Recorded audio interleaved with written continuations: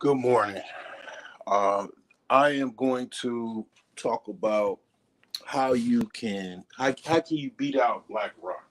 I hear a lot of people complaining about real estate. You know what I'm saying? I contact one of my college homies. Back long like when I started going to college like the late '90s. So I basically was just getting an update just to see how he was doing, just to basically uh, kind of share ideas and what's going on.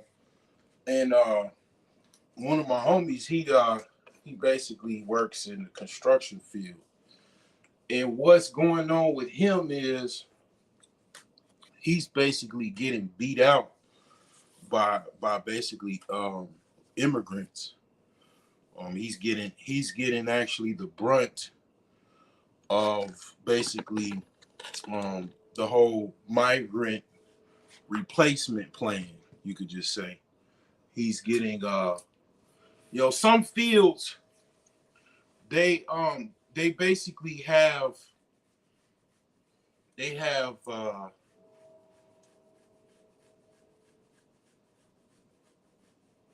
it's more competitive. Certain fields are more competitive towards that actual uh, situation than others. I work in IT. I'll just say that my main competitors, I would just say mainly are white folks and Asians. White folks and Asians.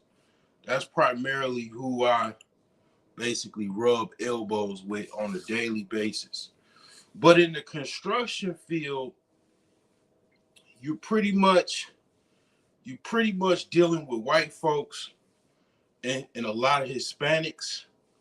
That's who dominates the construction industry, uh, the home renovation industry, and very much so. The whole migrant situation is so the elites so they can bring in more workers. They don't really the goal the goal is a lot of times people don't really understand what's going on. They people care more about listening to women and all of that type of stuff when women don't necessarily run construction companies and stuff like that. Women are pretty much doing what women do, be emotional, be touchy feely, and not wanting to talk about the actual truth of what's going on. They want to have some type of agenda or cover themselves, with some type of anonymity and vagueness. But when it comes down to it, what's going on is basically, yeah, you are being replaced. You're definitely being replaced. Black men, black women in America are definitely being replaced. It's been like that for a long time. Actually, this is not nothing new. It's just something that's just kind of going into overdrive. But what I'm talking about primarily is how you can compete with BlackRock to buy real estate. One of my one of my friends, he was saying something important, and I don't want you to be like this.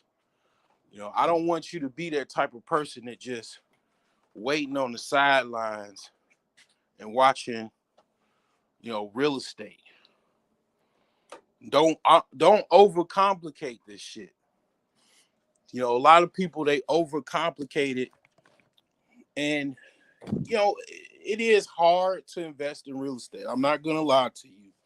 I'm not gonna cap to you and pretend to you that it is not probably going to be the hardest thing you probably ever did in your life by buying a property and trying to fix it up. Even if you buy a property and you have to pay for it with the mortgage, it's still hard because actually that's the hardest to me. To me, the hardest part about real estate is buying a finished product, a house, and paying that mortgage. And definitely, definitely paying 30 years on that mortgage. That's the hardest part of real estate to me. But the opposite end of that spectrum is basically buying real estate that you have to fix up and basically put your hard-earned money into, work day in and day out, somewhere, wherever it is, to put into your property to fix it up. That's also very, very difficult. But don't think just because you got some rich people's money to buy a house that's easy. Obviously, that's not easy because that's depending on if you have a job or not. You've seen me lose my job on this channel. Matter of fact, I was technically unemployed for 6 months. Now I'm a hustler. I know how to make money. I mean, I know how to. If I have to go, do whatever I got to do to make money. As far as if I got to wash dishes, which I did at one time, had to wash dishes a few times in that course of my 6 months of looking for more full-time work. And I worked as a contractor on the side to make some type of money for myself. But I was able to do that.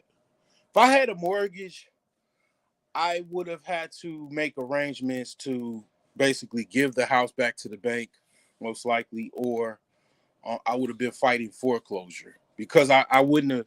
The money that I made initially definitely was not enough to pay a mortgage. So that is what actually happened. I mean, I paid my house off, the little remaining balance of what I owed on my land contract. If you don't know what a land contract, you could look that up. But that was, what I did because I kind of knew, all right, well, most likely the clanks is going to be put on me as far as I'm not probably going to make the amount of money that I was making at the liquor company, Diageo. So I'm going to have to probably just try to make preparations to kind of close out this loan. I mean, this seller finance and land contract. So I at least don't have to worry about that anymore. So that's what I did. But the thing is that I basically I bought a property that most people probably didn't want.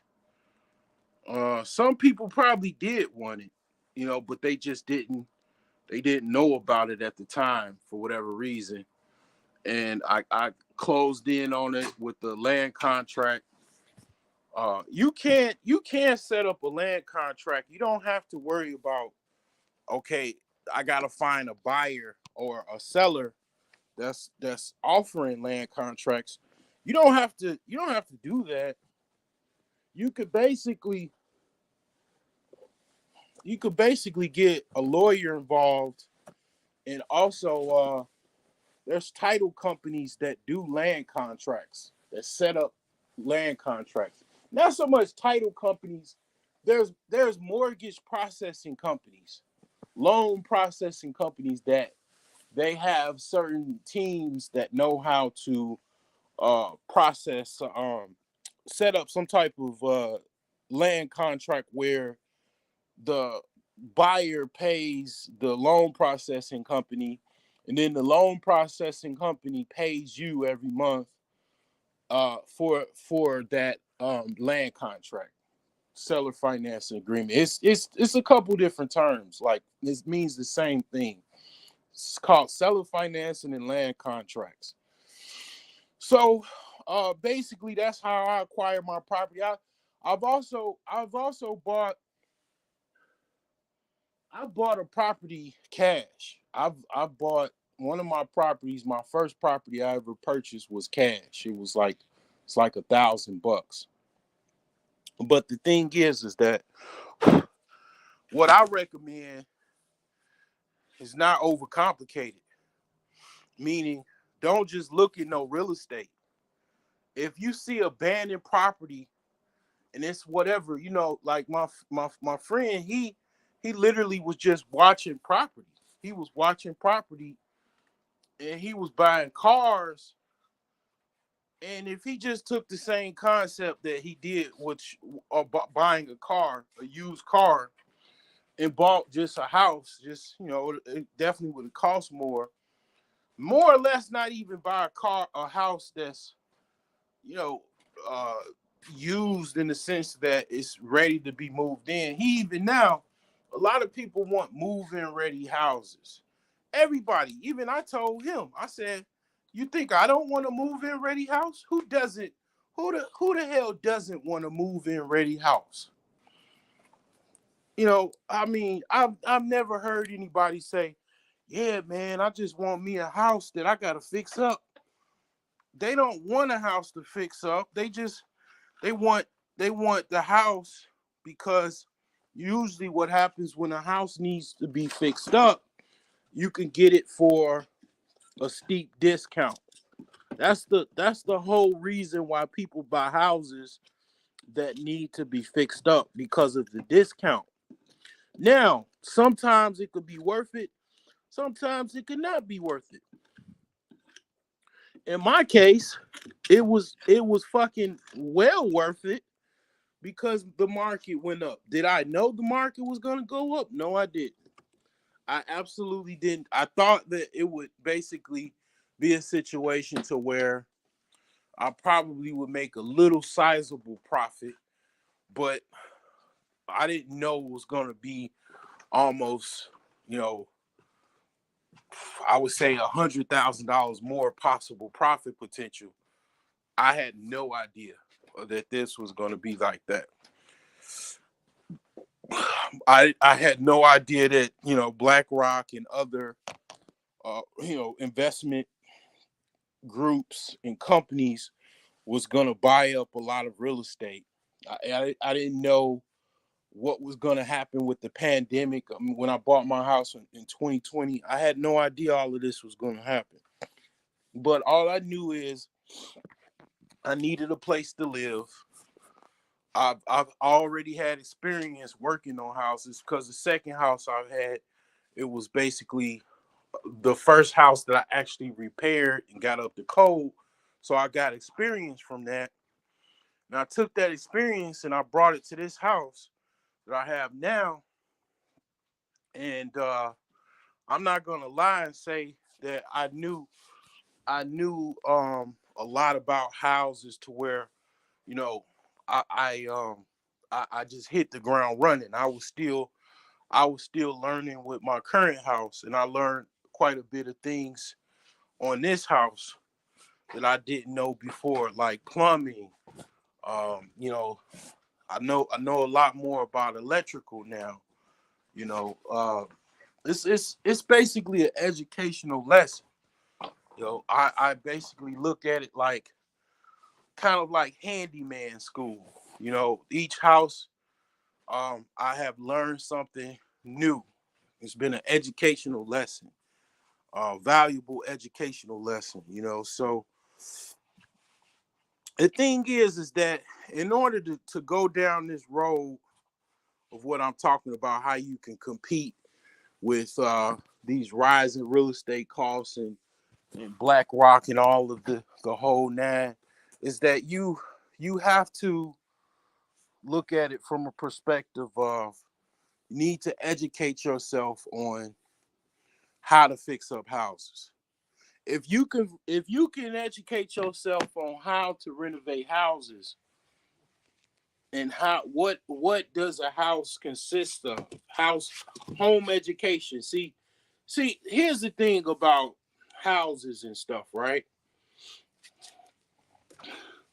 They don't they don't usually teach you about the inner workings of a house in modern education, like K through 12 education. They usually don't do that.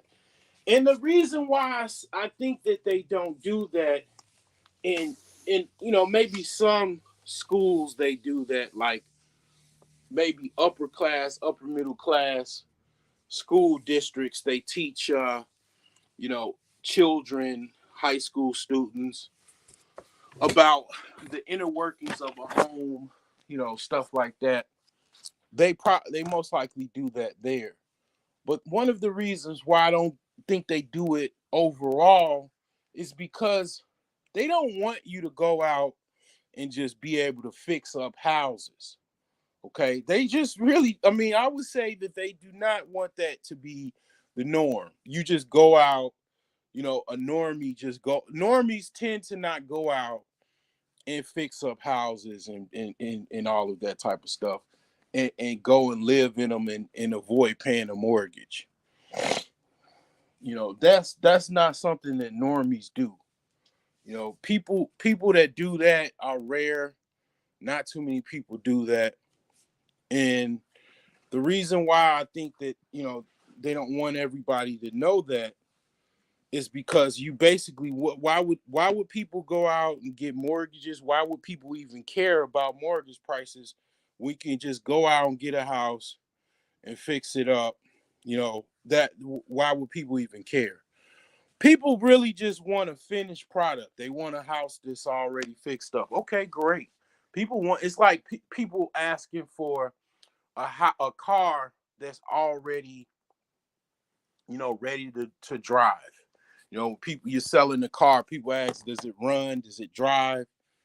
Even though you can see right on the listing, it says the car is, basically has this issue, that issue, but it still drives. They'll still ask you that. But the thing is that with a house, they want the same thing. They want basically a finished product. You know, most times people they have they have a wife, they have a significant other. And I'm gonna be honest with you. The reason why the one of the reasons why men fix up houses is to please women. I mean, I'm gonna just keep it all the way. I realized that over the course of fixing my house up, my house is already pretty much, I would say, it's to the level where everything is working and everything like that. But basically, renovating a house is basically making a house look pretty, so you can basically please everybody. That's literally what you're doing. So, my house has been mechanically working, meaning I have plumbing, I have heat, I have electrical, water. I've had that for like well over a year, but everything now is just making everything look all pretty and shit, basically. I mean, that's like, basically the first level. The first level of a first order of business of a house is make it habitable. That means basically everything is working, mechanicals, such as, the plumbing works. You got the electrical working. You got, some type of heat source, or if you live in a hot place, you have some type of AC unit that's working. So basically, I've had that for a while, and I mean, you have to fight to actually get that to get to that level. Uh, Depending on the house, it requires a lot of work, a lot of money to get to that point. But basically, people don't really want to do that because they want a finished product. They want a finished house. They want, they, you gotta please, everybody, right? So the thing is that even if you're married or whatever, you got a significant other that you know you want to, she can't necessarily rough it, because see, here's the thing, men can rough it, and men rough it every day. Some men is waking up going to go work in a coal mine or oil rig, you know what I'm saying, or some type of factory or warehouse. You know what I'm saying? So I mean, men are used to roughing it, but women are pretty much generally not. They're not comfortable with that. And that's great, and that's how that should be. I'm fine with that. But you can still buy an abandoned property and still work on it. Now, here's the thing: a lot of times, men will have a problem with their woman won't be on board with that. Well, that really ain't a real estate problem. Your woman not being on board with your real estate strategies, your housing strategies, is not a real estate problem. That's a relationship problem. That's a you problem. You not being as a man able to make a decision, and your woman following behind your lead because she trusts your decisions. That's where that comes from. And I've been there, um and then also I'm pretty much divorced because yeah, that was one of the problems that I've had. And obviously now, I have a situation where yeah, my ex reaches out to me and says I'm right, and then she can't say that I wasn't right because I got screenshots. I got text message screenshots showing this woman had some come to Jesus moment and told me later after the fact that I was right. I was right about the decision, my real estate decisions, and everything like that. Which obviously I was right. Did she didn't go to no real estate school? She didn't take a real estate class. She didn't take construction classes. She didn't have an uncle that was a handyman that she worked with growing up as a little girl. So it's like, yeah, I mean, a lot of times if you deal with people, if you're dealing with anybody and they're suppressing you, they're suppressing your goals, they're second guessing your actual knowledge base and skills. That's a big problem. That means that you're with someone that is stunting your development, stunting your growth. You know what I'm saying? And that definitely, the reason why men do that, I was actually talking about that last night, and that's on my Patreon. I put, how to vet women on my Patreon. And the reason why men do that is because obviously men want the woman so bad they're willing to bend over backwards to keep that woman happy. And all you have to do is just basically hold the line, and basically that's all you got to do. What's gonna happen is gonna happen. You gonna break up if she's basically, this is what women do basically, and I'm gonna move on. But women basically want to hold the power. They want to be, they want to have the final decision. They want to wear the pants in the relationship. And this is also, they also want to actually be with the guy at the same time that does not kowtow to them and try to please them in every aspect, because that's boring to them. They want a man that has a backbone, that tells them what to do.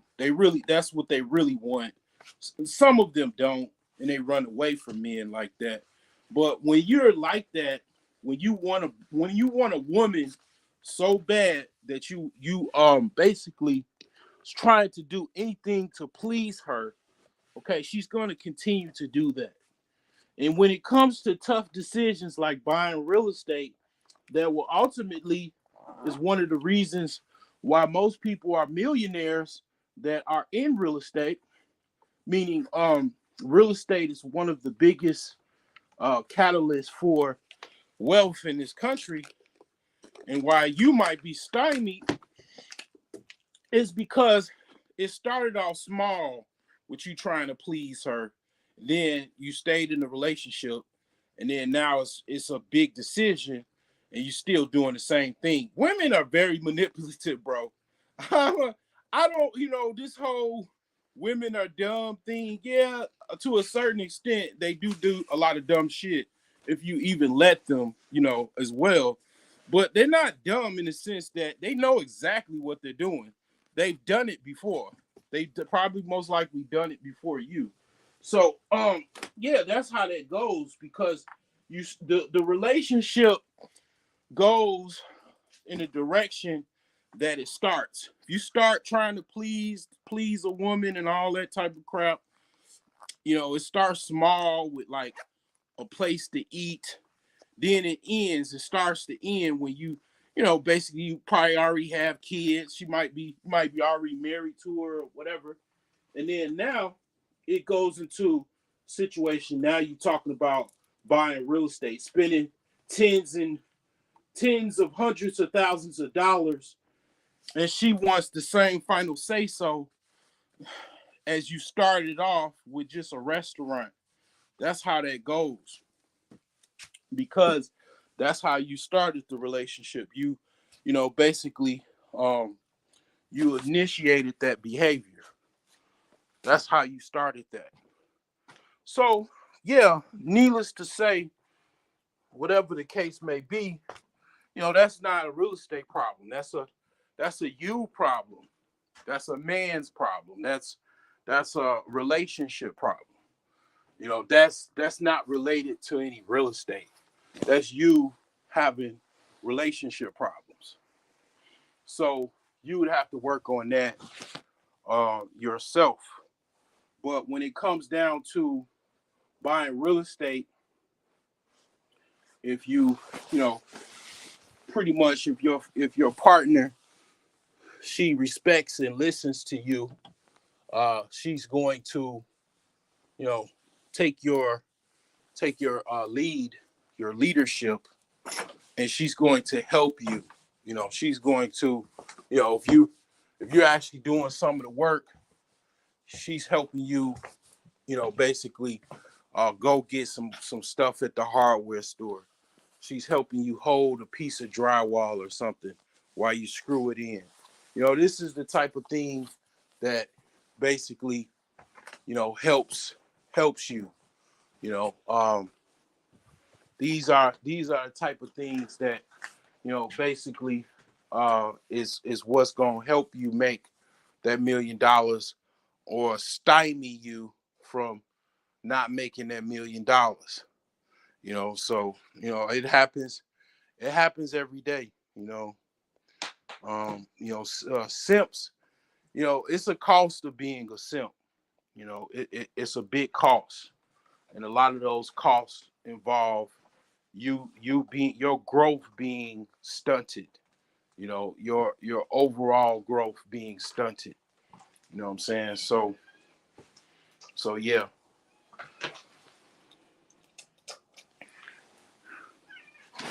So yeah, I find myself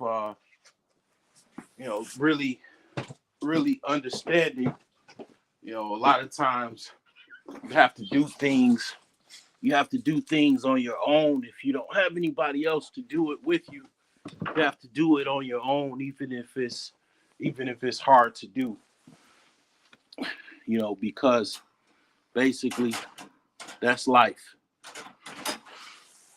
Until you find somebody that, respects your gangster, basically. And understands, okay, obviously this man has a track record. He knows what he's talking about, and he delivers. You know what I'm saying? So a lot of times, if you deal with somebody from a perspective of, you gotta explain yourself all the time, and you gotta do whatever she say. She's trying to control you. You know, and she's not even trying. She is controlling you, and you know, she knows that she's trying to do that. And if you keep following her lead, that's basically what the relationship is. She's the leader, not you. So when things crash and burn, you look at her like, okay, obviously I was following your lead, and then it's all of that type of stuff that goes with that, and that could be avoided. That's easily avoidable. It's called working on you. But when it comes down to buying some property, it you know might take you some years. It might take you some years to actually fix that property up. But you got it already. The hard part, it's three hard parts of real estate, of property attainment and all of that, and fixing it up. It's three parts that's difficult. One of the difficulties is buying the property. That's really not the hard part. The hard part is not necessarily buying the property. The second part is where it becomes difficult. Fixing up the property is more harder than actually buying the property. And that's why people get scared. That's why people get turned off and all of that. Because basically, they have a hard time dealing with the fact that you have to you know fix this property up, and it's gonna cost 3 times the amount that you bought the property for, or might even cost 5 times the amount you bought the property for. That's why people have a hard time with it. And it might be also difficult to get a loan to fix the property. You will have to use your own capital, your own cash. But you got to look at the benefit versus the risk versus the reward. Okay, what's the reward? You got a property you have no mortgage on. Everybody else, has a mortgage. You don't have a mortgage. Okay, you own some property. You own real estate. You actually have an asset that you own outright. You don't have to worry about, okay, well, I need to I need to do pay this mortgage. I gotta call the mortgage company because I'm late this month. I gotta go talk. I gotta call and explain why I'm late this month. And then tell them when I get on the phone, I gotta tell them that I'm probably gonna be late next month too. And then the lady on the customer service rep on the phone, she's like, "Oh yeah, okay, so I'll update your account. I'll add that to the notes." And it's like, yeah, I mean, you don't have to worry about that. That's one thing. And the other thing is, basically, you have something of value that you can sell for a profit, and you don't have to worry about, damn, do I have to split something with the mortgage company and all of that? You don't have to worry about that. That's not something that you will be concerned with. That won't be any of your concern. You won't have to worry about that.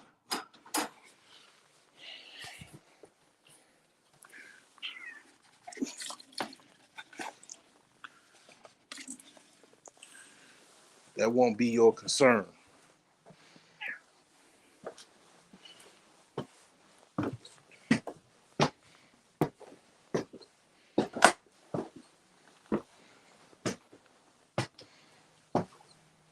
So you got to think about it. Like, he understands that he done missed out he been watching real estate for a long time. I mean, it's so many properties that he could have gotten during that time, 20-year period of watching real estate. He could have got houses all over, the Chicagoland area, Northwest Indiana. They had properties for like $5,000.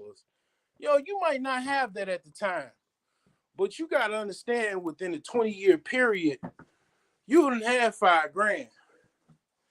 You done got some type of tax refund, and this is why this goes into why you should save money. Like people be talking about you shouldn't save money. This is from listening to people like that. This is where you go. This is where you land. You go right to you go right to I can't afford anything land. Like that's where you reside and you stay there when you don't save your money. That's exactly where you go when you don't save any money.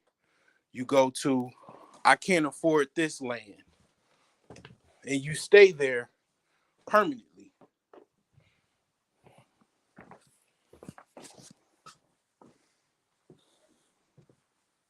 because you don't have any savings.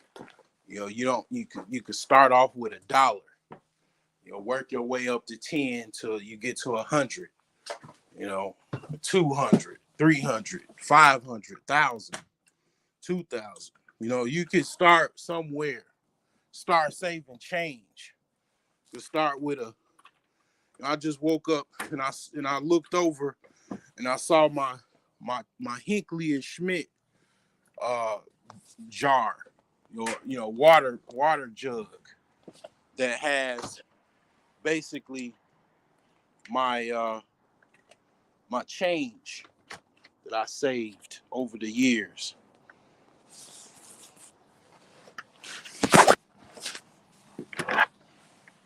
It has, I don't know, I mean, just change that I've saved over the years, so it's like you could start somewhere.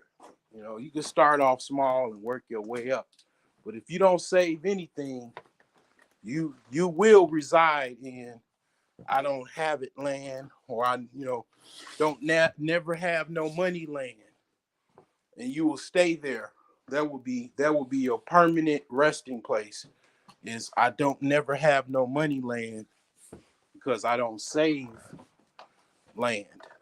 Like that's where you will stay. That's where you will pretty much reside.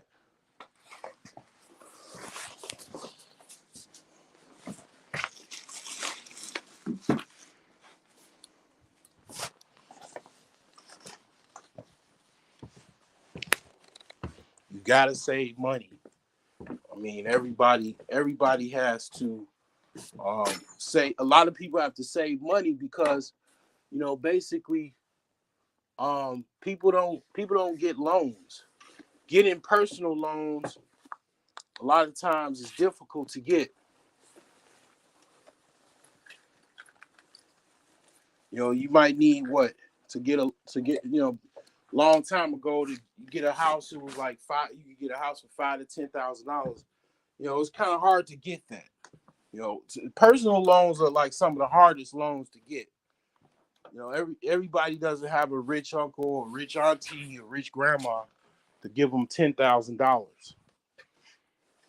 So, like that entry level to get that house is difficult to get because you don't have the money because you don't have any savings. You have a lifestyle that consists of basically you buying all of these clothes and everything. And it's like you got to choose what you want to do. A lot of times you got to make a choice. Do you want to be the fashionista? You want to be Mr. Fashion? Or do you want to have a house, a place that you could live that can't nobody necessarily take from you? as long as you pay your taxes. If that's what you want to have, then you might have to look into minimalism for a while. You know, you might want to go into minimalism. Sell all of your crap and then, make some money from it and save and use that to basically, what you want to do. You want to buy some real estate.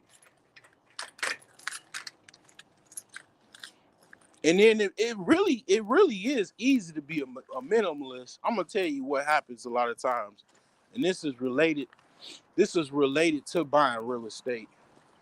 A lot of times, and people that are real estate investors, they know this. A lot of times when you go and look at these off market properties, they have clothes. They have a bunch of clothes in them. They have like a bunch of people's belongings in the house. And basically these clothes and all of these items are a representation of basically a person that has basically been a consumer slave.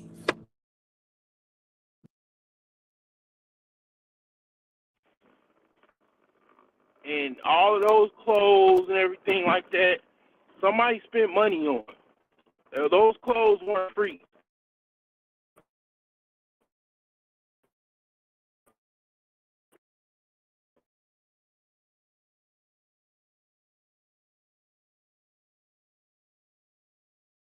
You see a property that probably on the MLS, they at least cleaned the property out. They spent the like $1,000 to basically clean the property out. So you don't have to worry about cleaning it out. The next person, they've already cleaned it out.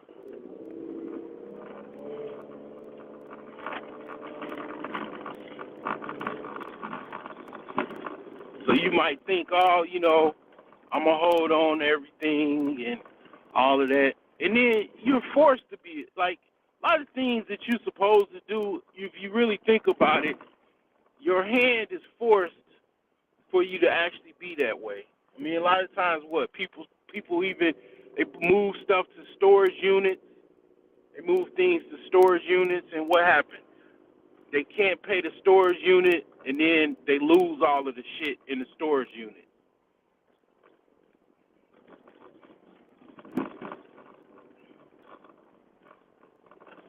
And it goes into you're not managing your life properly. You talking shit, but you're not backing it up. You're just talking shit. You're capping. Some people cap to themselves. They lie to their damn self. Not only do they lie to other people, they lie to their damn self. They're not really who they say they are. They're in their own way in life. A lot of us, you got to look at the person in the mirror that's self-sabotaging your life. A lot of us, we self-sabotage. We're in the way of our own success. And I think that's why a lot of times people tend to want to just give up, and I'm not going to go there, but probably can get what I'm talking about. And it's like, I don't think that you should do that, but a lot of times people be in their own way. And a lot of things is health related. People won't understand how things are health related. A lot of things are health related. Like you could literally have parasites that's making the reason why you might be depressed and can't sleep and all of this other stuff and got high blood pressure and all these other shits is because you don't want to stop eating the fucking food that people telling you not to eat. People telling you got vegan friends and shit like that they doing really well, but you're addicted to fucking, eating meat. You know that shit's killing your ass, and you fat as a house, and you tried the little vegan challenge or whatever, and it was great, but you went back to the plates. You know what I'm saying? Like, and you know that shit ain't good for you. And if anything else, you should basically cut out about 75% of a meat diet, a heavy meat, heavy fat diet. You know what I'm saying? You know that, and you don't do anything about it. And then you're in your 30s, in early 40s, or even just whatever, late 30s, early 30s, taking a pose in a hospital bed, and then vague as hell. It's like, man, I see people, man, on my, people that I know, they posting in the hospital,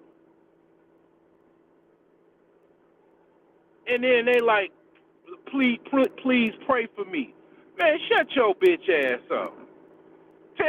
Tell me what's wrong with your goofy ass. Like, the warrior in me be like, man, nobody get, like, you think like, okay, if anything, this is my opinion.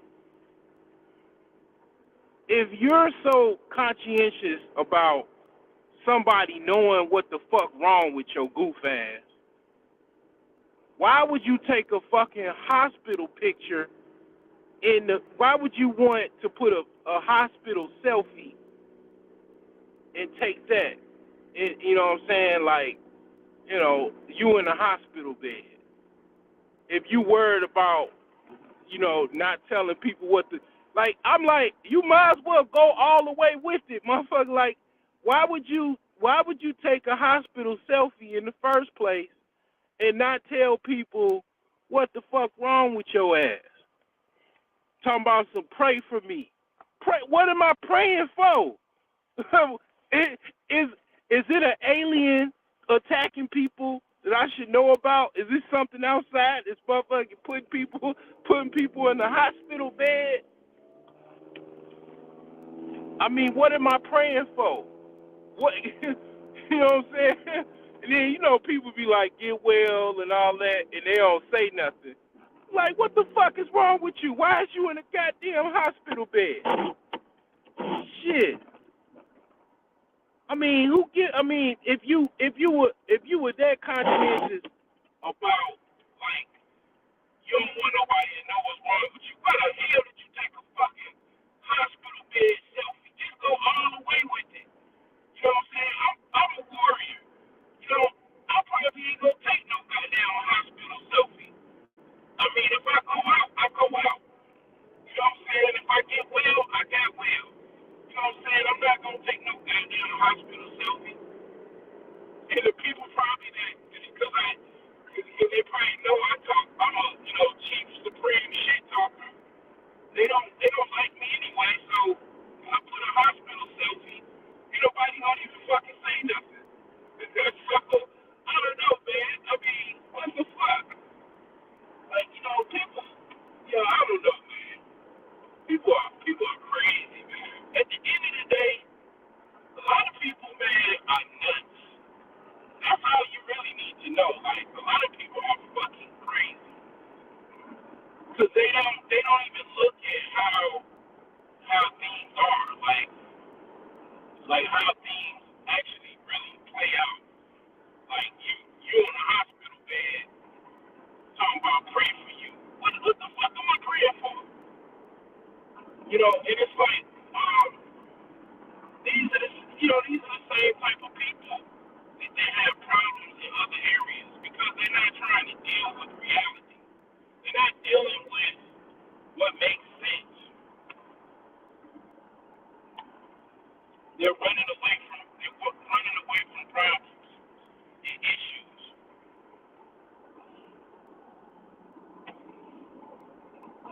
Like, I'm gonna be honest with you.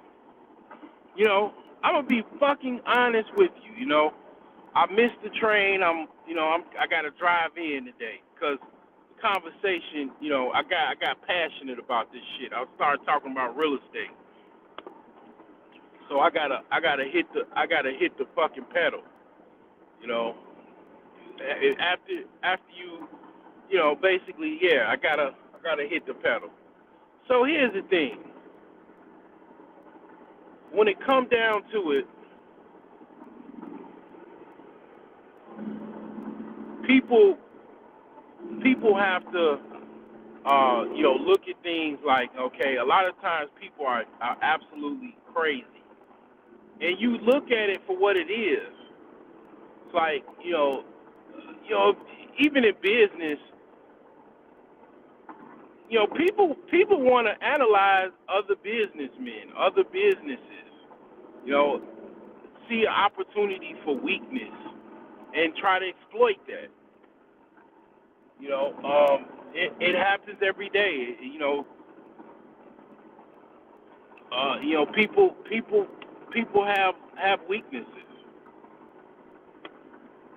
That's why I'm all about self-improvement. You know, I'm all about self-improvement. You know what I'm saying? Improve yourself.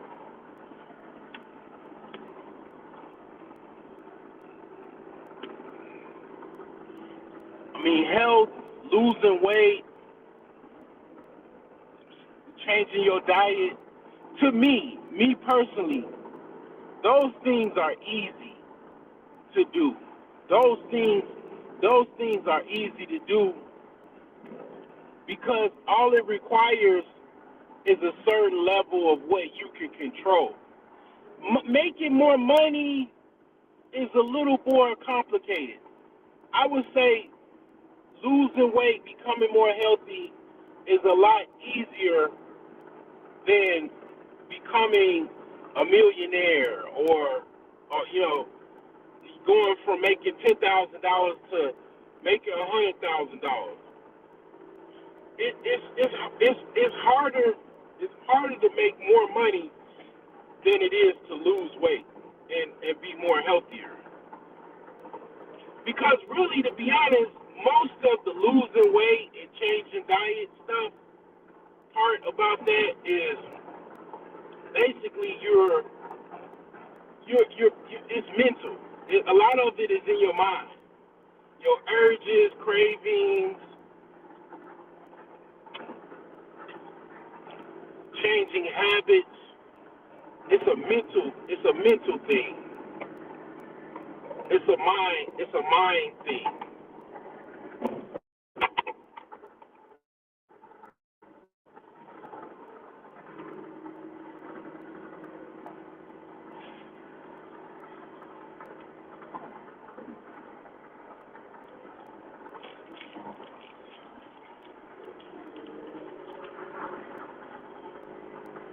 So when you ask yourself, okay, what am I doing? You know, what what what do I you know what do I like doing? Do I like being do I like looking like a bell pepper? No, I don't like looking like a bell pepper. Well, how do I not look like a bell pepper? I need to basically change my diet and exercise. And I most likely won't look like a bell pepper. And it takes a period of time mostly. You know, you could see changes right away in a few weeks, but to see drastic change, it takes time. So yeah, I mean it's just like real estate. You buy a property, you know, all the people that was waiting to buy property, waiting to do this, waiting to do that, those are the same people. They didn't stop. It ain't like they stopped living life while they was looking at property. They was living their life. You know, they were living their life and spending money. And it's like, the money that they spent, the choices they made,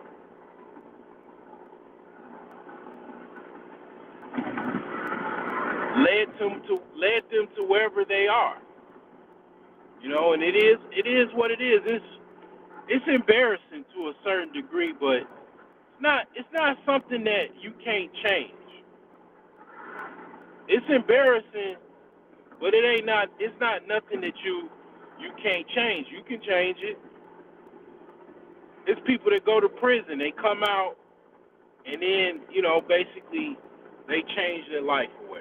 I know it's a lot of people that go to prison and in jail, they don't change their life, but it's people that have. And it's like, you know, it's never too late. Like I said, I said this and I'll say this again. It's never too late to get your head out your ass. It's never too late to do that, to get your head out your ass.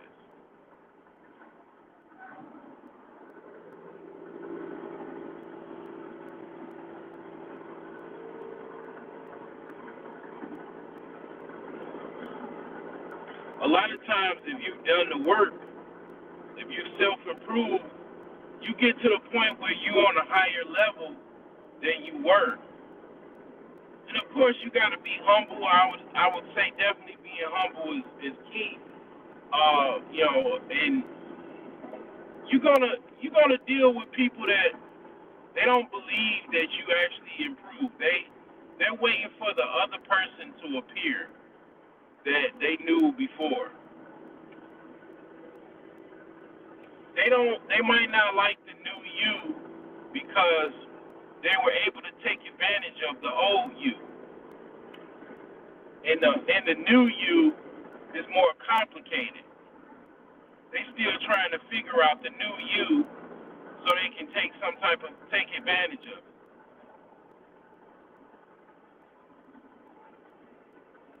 And most likely the new you is more sophisticated, have more class, and you don't want to be involved in the dumb shit, in the stupid shit, in the broke shit. You just don't want to be involved with that no more.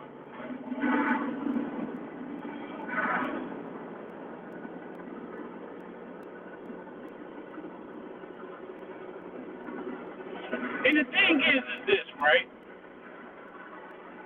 This is what you got to understand. And it goes into POOR, passing over opportunities repeatedly. So a lot of times people are passing over too many opportunities. You got a lot of people that don't have a felony record. They have a clean record, basically. And the value, it's a lot of value in having a clean record. It is so valuable to have a clean record. I would say having a clean record might be worth $1 million. That's what I would say, that having a clean record is the value of it. But do you know how many broke people there are that have a clean record? They can qualify to be, a broker, an insurance broker, a real estate broker, a stock broker, work in the healthcare industry, work in, start some type of cannabis business, all kind of other red tape industries where the general requirement is that you have a clean background. They can work in certain aspects of IT, IT, information technology, but they don't do it. They don't do it because it's in their head. They got, you got people that got parasites in their brain too. Parasites travel all throughout your body. You know, and really, to be honest, like you might be like, damn, this crazy mind talking about everybody got parasites again. A lot of people do. A lot of people do have parasites. And some of those are, the reason why they can't think. They have problems, actually doing things and thinking because people do have worms in their brain. Ask anybody that's in the medical field that is like a scientist, some type of doctor or something like that. They'll tell you, yeah, they open up those patients after they passed away and they do an autopsy and they see worms. They see parasites actually, growing out in the body, in the brain, all throughout the body.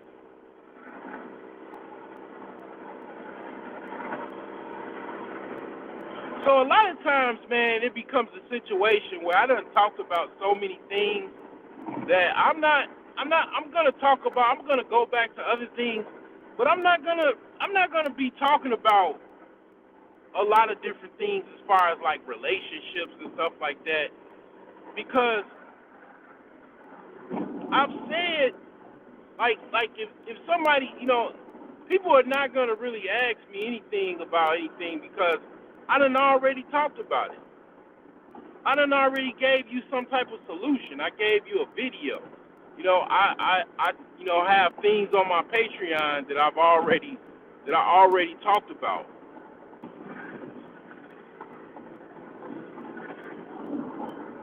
So it's like you really gonna be looking ridiculous asking me something because I'm gonna be just like it's on my Patreon. I talked about that. I talked about that on this channel. I have videos where I did not put it on my Patreon, and I gave you the information already of how I look at certain things. So I mean I'm not perfect. I'm not God, but yeah, I got a lot of insight. There's a lot of other people on YouTube have insight as well. I mean, the thing is that a lot of things won't work until you look at the man in the mirror. You got to look at the man in the mirror and change you. A lot of things is a fight.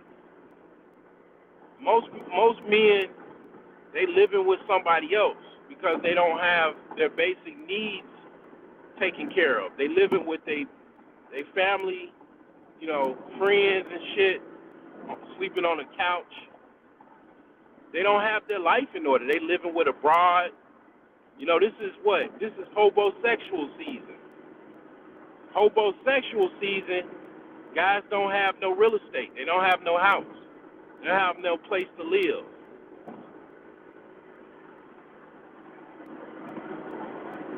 Guys be talking about, you should do wholesaling. This is how you do wholesaling. They've never tried it. Or they tried it and given up. I'm not gonna lie. I've tried wholesaling. It's not necessarily. I'm not gonna say that I've worked out a deal before. I've yet to do a wholesale deal. I've done real estate transactions though. I don't live with my father talking about I'm a real estate guru. And then, come online with a do-rag in my dad's house or some random place in a room talking about I'm a real estate investor. I'm in my own house talking about real estate.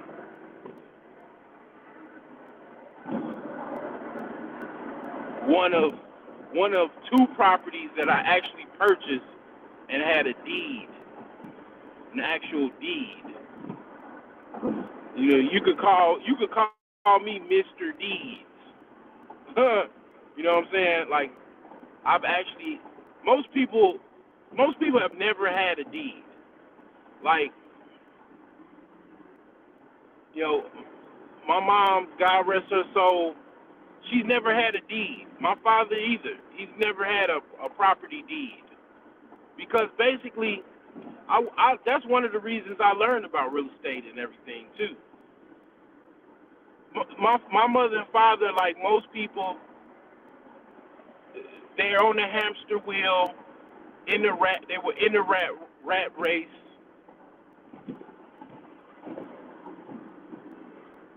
And they had a mortgage. They had a couple properties with mortgages on it.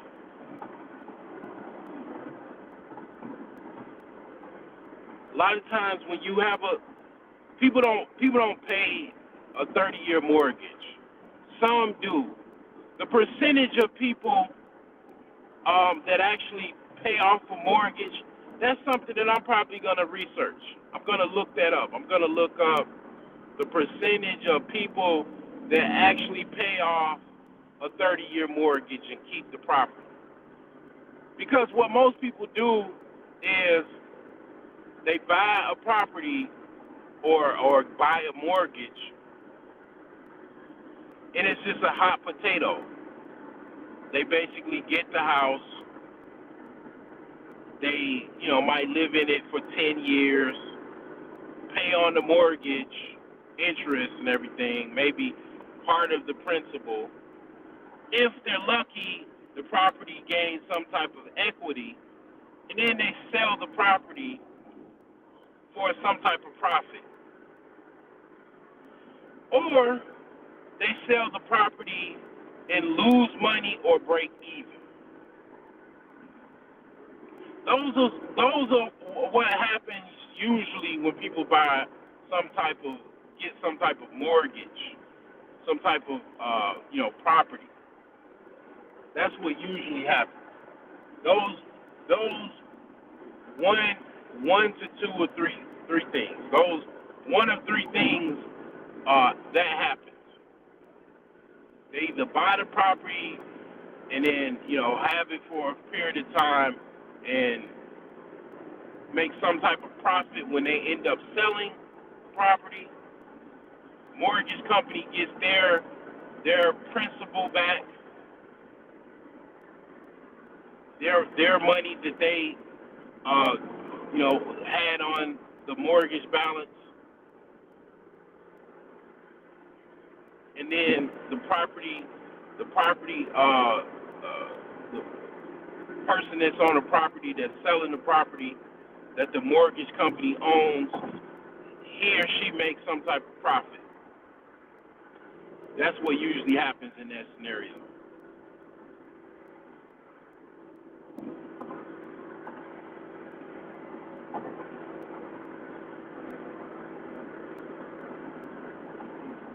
Or they break even or lose money. They're out of pocket. They have, after the transaction, the real estate transaction, they end up owing the mortgage company an amount, some type of amount that is basically wasn't covered part of the transaction.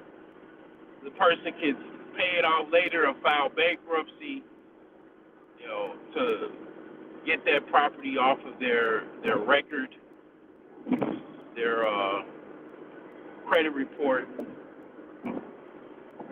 Either one of three of those things happens.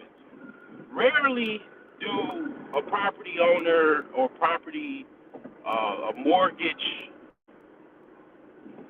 let's just say a payor, meaning you're paying a mortgage payer, pay off the actual property less than 30 years or 30 years and keep the property.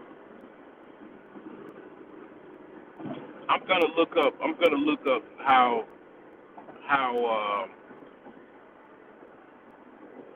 basically often that is done. Like, what's the percentage of people that pay pay off that 30-year mortgage.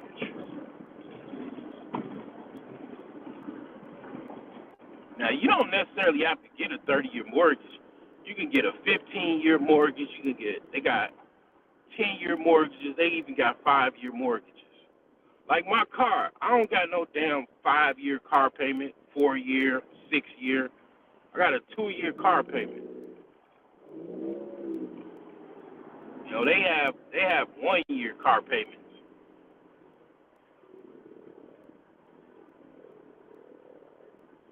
One fucking year. Pay the shit off and then be done with it. You know, I mean, you don't have this long, drawn out car loan. You know.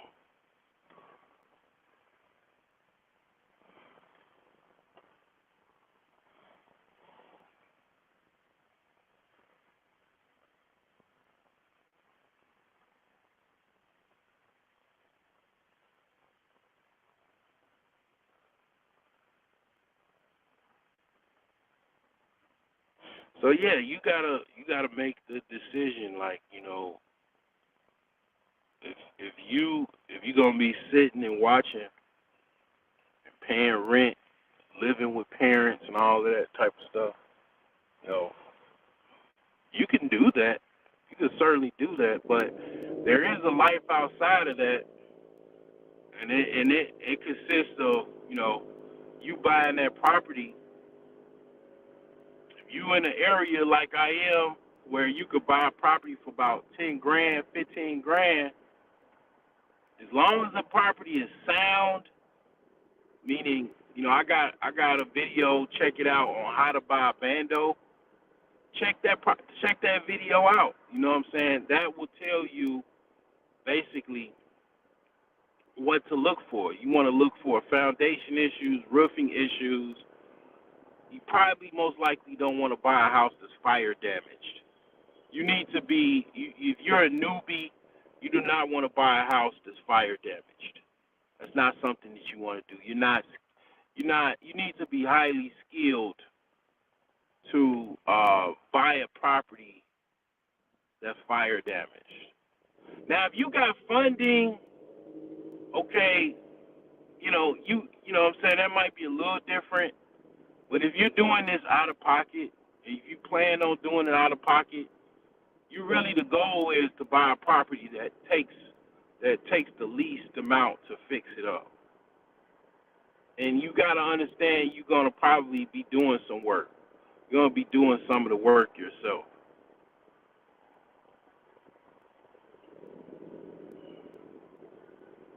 You know, that's how you can compete with these companies like BlackRock and all of this type of stuff.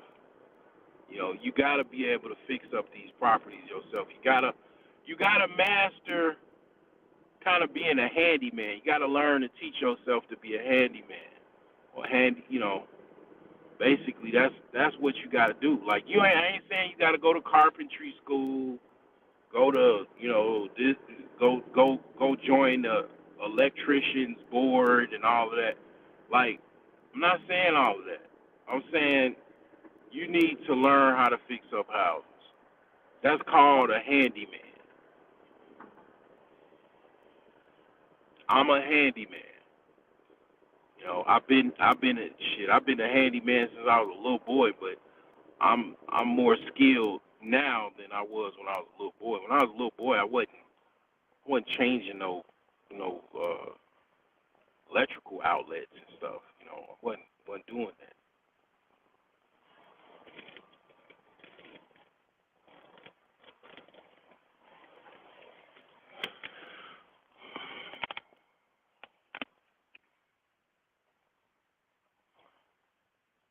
But yeah, that's how you do it. You learn how to fix these houses up. You learn what the cost of material is, what the cost of labor is, what's involved with the house, the inner workings of the house, all of the parts of the house, what they are, what's a soffit fascia, what is underlayment, what is a floorboard. You know, you learn all of these things and these inner workings of a house, and then you basically learn the cost of material. Like an architect, they basically take all of the inner workings of the house, the material, you know, they draw up how it's going to look, how it's going to be constructed to a certain extent, and basically they go from there. Like, I'm not saying you got to know all of that. You got to at least know what material costs are, what the general parts of a house is, from just a standard house, from roof to first level to basement to exterior. And then once you know that, the sky is the limit. Because basically, that's what most people's problems are. You just solve most of your problems just right there because you know how to build houses. You know how houses are built. You know, you could take an existing structure. I'm not gonna say you know how to build houses, but you don't gotta go that far. I'm not saying you gotta lay foundations and all of that. I'm saying an existing structure, which is a house that's abandoned. You know how to reconstruct that home. You know how to fix that home up because you know all of the inner workings, and you know what the material costs are, what the labor costs are. You know how to come up with a plan, a reconstruction plan, a renovation plan. You know, a lot of these things I can assist you with. You know, I have these things already. You know what I'm saying? Like, I haven't got around to putting them on my page. I have to put them on my description. So I will be putting my renovation plan, general renovation plan, on my description links. So I have my basically my budget sheet that I have, and I'm gonna put my renovation plan. And it's I'm gonna put that on the list of my links so you can get an idea. Okay, this is what I need to do. You know, it covers kind of like the steps that you need to do when you start a renovation, and it kind of gives you a general idea of what the costs are involved with a house. So it gives you somewhere to start, a general idea of where to start. And this is something absolutely that you could take to a bank and ask for funding as well. This is something that you could take to basically to get to a lender and get some funding. So I'm gonna work on that, but I'm gonna let you go. You know, hopefully this is helpful for you, and helps you get some real estate.